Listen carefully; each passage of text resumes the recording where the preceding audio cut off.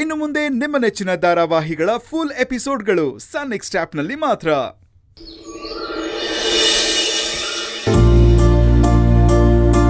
ಮಾವಾ.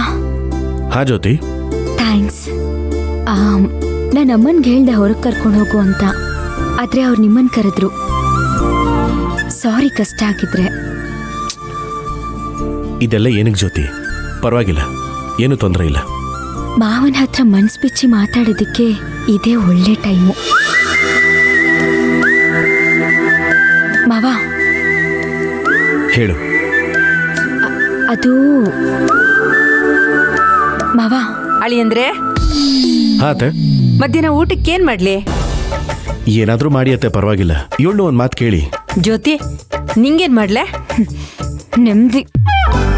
ಏನೇ ಅದೇನೋ ಗೊಣಗ್ತಿದ್ಯಲ್ಲ? ಅಮ್ಮ ನನ್ಗೇನು ಬೇಡ, ಸುಮ್ಮನೆ ಹೋಗು. ಮಾವ, ಹೇಳ್ತೀನಿ. ನಿಂದೊಳ್ಳೆ ಆಯ್ತಲ್ಲ ಶಿವಣ್ಣ. ಬಾಳೆ ಗಿಡಕ್ಕೆ ಗುಂಡಿ ತಗ್ಸಕ್ ಹೇಳಿದ್ವಲ್ಲ, ನಾಳೆ ಮಂಜಾಣ ಬರ್ತಾನಂತ. ಏನು ಹೇಳಿ?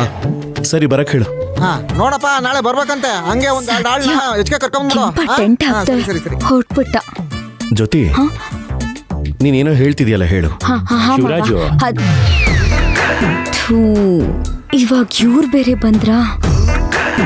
ಅದು ಊರ್ ಮುಂದೆ ಕುಡಿಯೋದಕ್ಕೆ ಬೋರ್ ಹಾಕಿಸ್ತೀನಿ ಅಂತ ಹೇಳಿದ್ಯಲ್ಲ, ಆದಷ್ಟು ಬೇಗ ಅದನ್ನ ಹಾಕಿಸ್ಬಿಡಪ್ಪ. ಯಾಕಂದ್ರೆ ಬೇಸಿಗೆ ಶುರು ಆಗ್ತಿದೆ. ಆಮೇಲೆ ಊರಿನ ಜನ ಕುಡಿಯೋ ನೀರಿಗೆ ಪರದಾಡ್ಬೇಕಾಗತ್ತೆ ನೋಡು. ನಿನ್ ಮಗಳು ಈ ಊರ್ನವ್ರಿಗಿಂತ ಪಾಪದವಳು ಕಣಪ್ಪ.